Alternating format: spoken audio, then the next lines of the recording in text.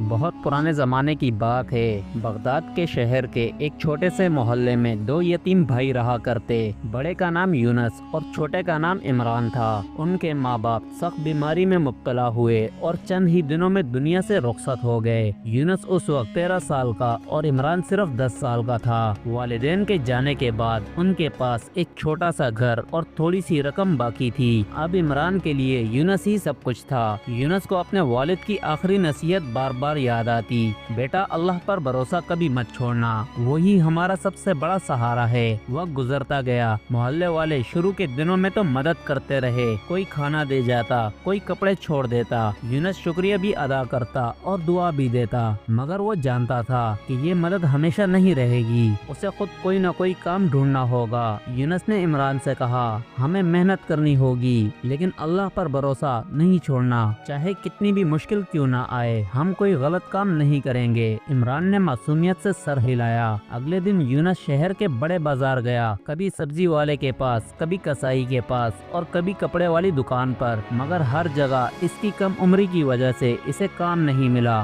شام تک وہ تھک گیا۔ جب واپس گھر پہنچا تو دیکھا عمران بھوک سے پریشان بیٹھا ہے، کیونکہ دونوں نے 2 دن سے کچھ نہیں کھایا تھا۔ یونس کی آنکھوں میں نمی آ گئی، مگر بھائی کے سامنے خود کو مضبوط رکھنے کی کوشش کی۔ اسی رات وہ نماز میں رو رو کر دعا کرتا رہا، اے اللہ تو ہی ہمارا سہارا ہے، ہمارے لیے کوئی رستہ بنا دے، میں اپنے بھائی کو بھوکا نہیں دیکھ سکتا۔ اگلی صبح یونس نے والد کی کتابوں والا صندوق کھولا، شاید کوئی چیز مل جائے۔ تلاش کرتے وقت اسے ایک چھوٹا سا رومال ملا۔ رومال کھولا تو اس کے اندر ایک بہت خوبصورت سونے کی انگوٹھی تھی۔ یہ وہی انگوٹھی تھی جو اس کے والد نے کبھی نہیں پہنی تھی، شاید مشکل کے لیے بچا رکھی ہو۔ یونس نے خوشی سے کہا، عمران اللہ نے ہماری مدد کر دی۔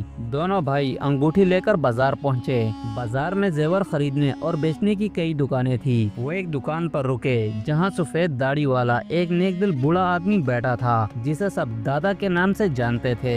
یونس نے ادب سے کہا، یہ انگوٹھی بیچنی ہے۔ دادا نے انگوٹھی دیکھی، پھر بچوں کو غور سے دیکھا اور پوچھا، یہ تمہارے پاس کہاں سے آئی؟ یونس نے پوری سچائی سے بتایا کہ وہ یتیم ہیں، یہ ان کے والد کی آخری نشانی ہے، وہ بھوکے ہیں اور کام ڈھونڈ رہے ہیں مگر کام نہیں ملا۔ یونس کی بات سن کر دادا کا دل بھر آیا۔ انہوں نے انگوٹھی واپس کرتے ہوئے کہا، بیٹا یہ انگوٹھی قیمتی ہے، اسے ابھی نہ بیچو، تم دونوں میرے پاس کام کر لیا کرو، دکان کی صفائی اور چھوٹے موٹے کام کر دینا۔ یونس خوشی سے بھر گیا اور دادا کا شکریہ ادا کرتے ہوئے کہا، ہم محنت کریں گے۔ اس دن کے بعد دونوں بھائی روز دادا کی دکان پر کام کرنے لگے۔ یونس صفائی کرتا، سامان ترتیب دیتا، گاہکوں کی مدد کرتا، عمران چائے لے آتا اور چھوٹے کام کرتا۔ دادا ہر روز دیکھتے یہ دونوں بھائی محنت اور ایمانداری سے کام کرتے ہیں، وہ بھی ان پر مہربان ہو گئے، کیونکہ ان کی اپنی کوئی اولاد نہ تھی۔ لیکن زندگی ہمیشہ ایک سی نہیں رہتی۔ کچھ ہی ہفتوں کے بعد دادا سخت بیمار پڑ گئے، انہیں تیز بخار تھا، وہ دکان نہیں آ سکے اور دکان ان کے بغیر نہیں چل سکتی تھی۔ یونس فکر میں پڑ گیا، اگر دکان بند ہو گئی تو کمائی بھی رک جائے گی،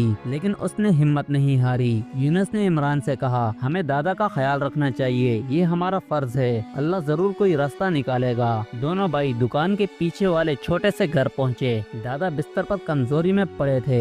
یونس نے ان کے لیے سادہ سا سوپ بنایا، عمران نے ان کے ماتھے پر ٹھنڈی پٹیاں رکھی۔ دادا کی آنکھوں میں نمی آ گئی، اللہ نے مجھے تم دونوں کو فرشتے کے روپ میں دیا ہے۔ یونس نے ادب سے جواب دیا، دادا ہم اللہ پر بھروسہ رکھتے ہیں۔ چند دن گزر گئے۔ یونس صبح دکان کھولتا، شام تک کام کرتا، عمران گھر پر رہ کر دادا کی خدمت کرتا۔ دونوں بھائی دن رات محنت میں لگے رہے مگر کبھی شکوہ نہ کیا۔ یونس دکان پر وہی اصول اپناتا جو دادا کے سکھائے ہوئے تھے، سچ بولنا اور ہر چیز کی صحیح قیمت بتانا۔ ایک دن دکان پر ایک امیر آدمی آیا، اس نے کئی زیور دیکھے اور کہا، میں کل آ کر یہ سب خرید لوں گا۔ یونس خوش تھا کہ شاید اب بڑی کمائی ہو جائے، مگر اگلے دن جب وہ شخص واپس آیا تو اچانک چیخنے لگا، میں نے کل یہاں اپنی سونے کی انگوٹھی رکھی تھی، اب وہ غائب ہے۔ یونس حیران رہ گیا، میں نے کوئی انگوٹھی نہیں دیکھی صاحب، میں نے کوئی چوری نہیں کی۔ امیر آدمی نے دھمکی دی، اگر یہ انگوٹھی نہ ملی تو میں تمہیں چور کہہ کر جیل بھجوا دوں گا۔ یونس کے ہاتھ پاؤں ٹھنڈے پڑ گئے، نہ کوئی گواہ تھا نہ کوئی بچانے والا۔ اگر دکان بند ہو گئی تو بیمار دادا کا کیا ہوگا؟ رات کو اس نے ساری بات عمران کو بتائی۔ عمران نے اس کا ہاتھ پکڑا،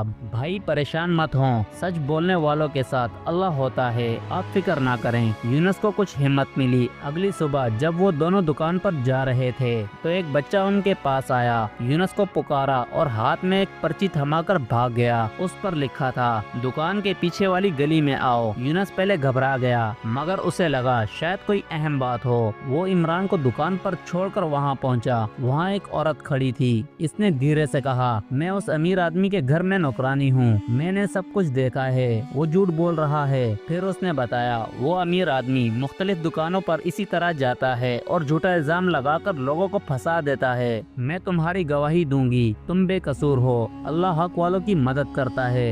यूनुस की आंखों में शुक्र के आंसू आ गए। अगले दिन जब वो अमीर आदमी दोबारा आया तो इसके साथ वो औरत भी मौजूद थी। औरत ने सबके सामने कहा, ये अमीर आदमी झूठ बोल रहा है, इसकी कोई अंगूठी यहाँ नहीं थी और इसने कई जगह पर ये हरकत पहले भी की है। अमीर आदमी का रंग उड़ गया, वो कुछ बोल न सका और बेइज्जत होकर दुकान से चला गया। यूनुस ने उस औरत का शुक्रिया अदा किया। औरत ने मुस्कुरा कर कहा, मैंने तो बस सच की गवाही दी है।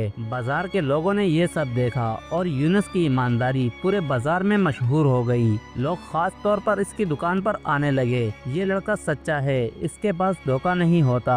दुकान चमकने लगी, कमाई भी बढ़ने लगी। उधर दुआ और खिदमत से दादा भी सेहतयाब होने लगे। यूनुस ने एक दिन सारा वाकया दादा को सुनाकर बताया, कैसे अल्लाह ने एक नौकरानी के जरिए उसकी मदद की। दादा की आंखें नम हो गई। मैं जानता था बेटा, तुम दोनों बहुत नेक हो। अल्लाह ने मेरे बुढ़ापे में तुम जैसे बच्चों को मेरा सहारा बनाया। दादा यूनुस की समझदारी और ईमानदारी से बहुत खुश थे। उन्होंने कहा, मैं चाहता हूँ तुम हमेशा मेरे साथ रहो और इस दुकान को संभालो। मेरी कोई औलाद नहीं और अल्लाह ने मुझे तुम दोनों का तोहफा दिया। दादा ने दोनों भाइयों को अपने बेटों की तरह अपनाया। यूनुस और इमरान की आंखों में खुशी के आंसू थे। अब दादा का घर ही इनका घर बन गया था। इमरान बाकायदगी से मकतब जाने लगा और यूनुस दिन में कुछ घंटे दुकान संभालता और बाकी का वक्त मस्जिद में इल्म हासिल करता। कुछ महीने बड़ी खुशी से गुजरे, मगर एक दिन शहर में अचानक एक वबा फैल गई। लोग तेजी से बीमार पड़ने लगे। कई दुकानें बंद हो गई। इसी बीमारी के लपेट में दादा भी आ गए। दादा की हालत बहुत खराब हो गई। हकीम ने मायूस होकर कहा, जिंदा बचने की उम्मीद बाकी नहीं। यूनुस और इमरान के पैरों तले जमीन निकल गई। इमरान रोते हुए बोला, हम दादा को नहीं खो सकते।